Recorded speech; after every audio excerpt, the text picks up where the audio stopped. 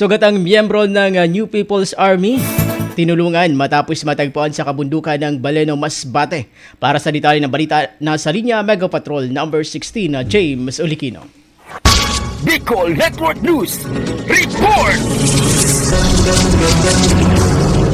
Sugatan ng matagpuan ng mga kasundaluhan ng isang miyembro ng New People's Army matapos umano itong iwanan ng kanyang mga kasamahan sa kabundukan ng Barangay Cancahurao, Baleno, Masbate. Ayon sa ulat, matapos ang engkwentrong naganap noong Nobyembre 20 taong kasalukuyan sa pagitan ng tropa ng pamahalaan at ng New People's Army, ginalugad ng 96th Infantry Battalion at 9K9 Company ang kabundukan na nasabing barangay kung saan natagpuan nila ang sugatang rebelde na kinilala bilang alias Leon. Kaugnay nito, bilang pagtalima sa kautosang nakasaad sa International Human Rights Law, agad naman na binigyan ng paunang lunas at pagkain ng nasabing rebelde at dinala sa ospital upang mabigyan ng agarang medikal na atensyon. Laking pasasalamat naman ang ipinaabot ni alias Leon sa natanggap nitong tulong mula sa tropa ng pamahalaan para sa kanyang pangalawang buhay. Samantala, muli namang hinikayat ni Lieutenant Colonel Francis Espiritu ang mga natitirang miyembro ng NPA sa mga kabundukan na sumuko na upang mabigyan sila ng ikalawang pagkakataong mabuhay at makapiling ang kanilang mga pamilya. Para sa Bicol Network News, ito si Mega Patrol numero 16, James Olikino, tatak tunay na serbisyo.